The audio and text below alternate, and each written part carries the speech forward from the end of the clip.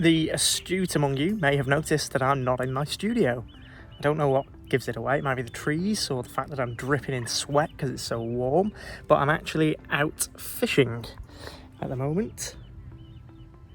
But I'm also gonna get my sketchbook out and do some sketching from life because I want to do a little bit more of that. I'm trying to get better at creating art, and I think sketching from life and being able to paint and draw from life is one of the fastest ways to improve any painting or drawing skill. Like being able to accurately see shapes and transfer them to the paper from life is an unbelievable skill to have, and it's a skill that I still need to develop. This is home for the next few days.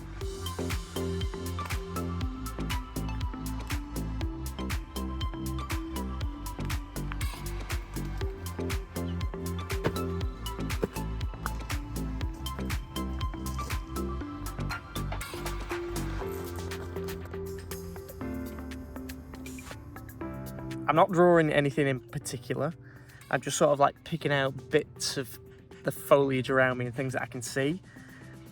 I'm trying to get better at like the backgrounds and the foregrounds, and rather than just painting generic bits, I want to try and get a little bit more detailed with the foliage. It doesn't have to be the exact foliage from the reference photo, but I want a better understanding of that.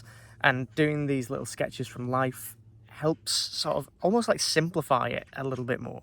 When you like look at foliage and grass on camera, it's very hard to see sort of like the depth between everything. It all gets a little bit lost, a little bit confusing, and very hard to draw. Like you don't really know what details to draw, what to omit. Whereas when you're drawing from life, you can see a little bit more of that depth. You can see a little bit more clearly the details and sort of like which bits to include and what not to include. So if you look at this foliage here that I'm drawing at the moment, on camera it's looking sort of very detailed and almost like you can't really tell the difference between what's close to the camera and what's further from the camera. Obviously you can a little bit, but you can see that a lot more clearly in real life. So I don't need to include every little bit of detail in there. I can just sort of like pick out little leaf shapes here that I can see, little reed shapes, and we don't have to have every little bit of detail to get the information that we need. And it's much easier to pick out that information from real life. It's not about the details or the values or the form. It's not about making 3D looking realistic drawings. All I'm really focusing on is the shapes and which are the most interesting shapes to draw. So I sort of just like picking out this like rock formation here, and then trying to just pick out those different shapes as they appear. And I'm not even doing it as they appear. I can pick and choose shapes from one area and put them in another. I'm just trying to get ideas and just generic little sketches that I'm hopefully going to be able to incorporate into paintings in the future. But this is all just a bit of practice really, and a bit of fun while I'm out here fishing. I'd like to be drawing some wildlife. Obviously we've got some like trees and bushes and rocks and things, but I'd like to be drawing some actual animals. There are some birds way out there, there's some flying around, and there's some occasionally on the surface of the lake, but they are a little bit too far away for me to see. The closest animal that has been drawable was a massive rat that keeps on scampering from there over to there.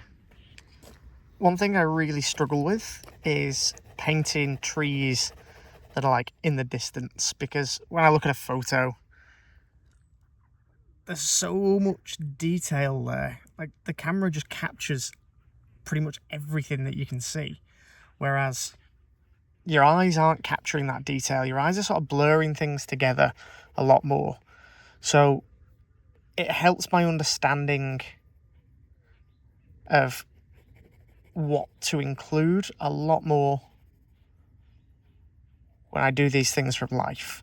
Like, I've seen it now in person, I've drawn it in person, I've seen the difference between the sketch, the tree, and then the tree in the camera. It's this one here that I'm drawing. So hopefully when I get back to the studio, I'm going to be able to actually apply these skills and this omission of detail skill that I'm learning to other photos. So I'll know a little bit more about what to include and what not to include in the drawings. It's getting a bit dark now. I've done a little bit more drawing, but not very much. And we've not had any luck with fishing today. Obviously I've had my rods out in the water, but there's been no fish on the bank, which isn't ideal. But I've been having a little bit of an explore in the woods, as you do.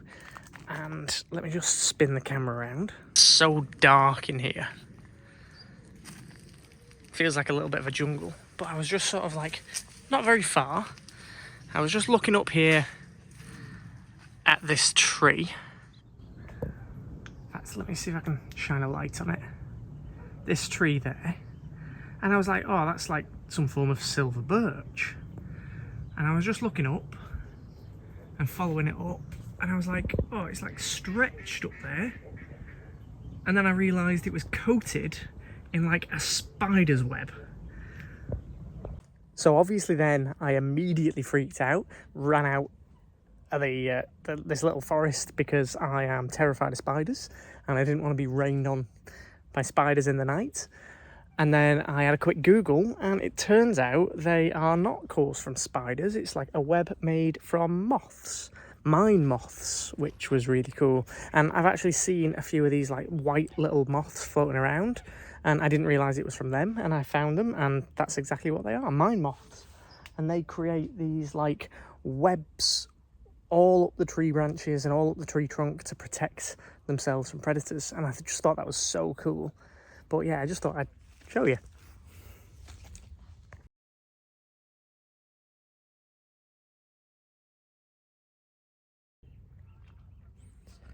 It's about 9 o'clock in the morning. We are heading home today. Not had any more fish, which is a bit gutting, but I have got a good idea for a painting that I just want to start as soon as I get home. So I've done a little sketch of what I hope the painting will look like. I was just inspired by sort of like what was going on over there. So I was drawing the trees, this tree here, you might have seen that. And then there's a guy fishing over there and I could see his bivvy and I added that in. And then I started to add a few more bits of trees and then his rods and a bit of the lake. And there were some birds floating around as well, which I drew. And I think I might add some of those in. And then I'll probably add, probably not the rocks because I won't get that detailed down here, but I'll definitely add some of these reeds and some of these plants in the side here. And just try and create a painting based on what I've seen and what I've drawn from my experience of this whole trip. Obviously, there's not going to be any fish in those paintings because there's been very, very few fish caught, like literally one. But I'm going to enjoy creating this painting when I get home. I'm now back home in the studio and I want to try and create a small little painting, just a little study of some of the things that I saw, because I thought drawing from life, it inspired a little bit of a new painting and something a little bit different. Not really a wildlife painting, it's a little bit more of a landscape painting, but I'm hoping it's still going to be really interesting and fun to watch it come together. So I'm going to get started on that right now.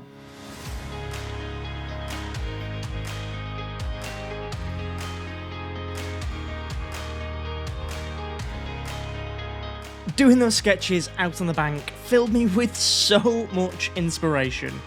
I've never done this before, painting from a study like this, but I am so excited to jump in.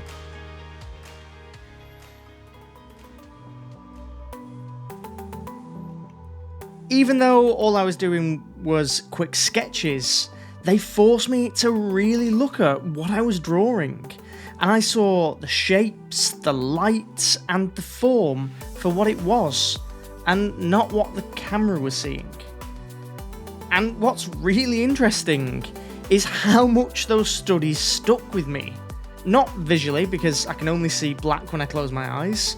Like, I can't remember what I see, but I can remember how my hand moved and the way that my brain interpreted what it was that I was seeing, and then transferred that to the paper. I'm now using that experience, that feeling, to create something new in a way that I can't do when I use a reference photo.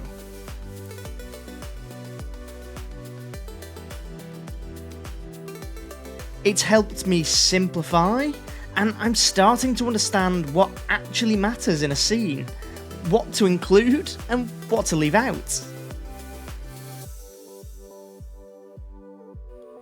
When I was outside, I tried to capture what I was seeing, what I was feeling and experiencing.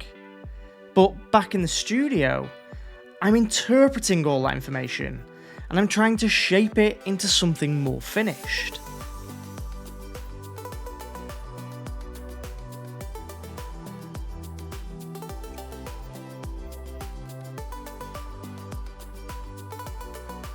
Obviously, this is still just a study. I'm not even really sure if I'll use this to make a finished painting.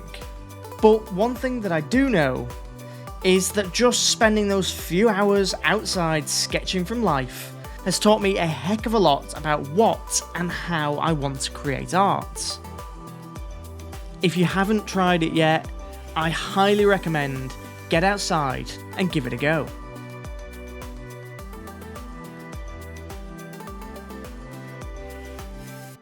I hope you've enjoyed the video, and as always, thank you so much for watching. I'll see you next time.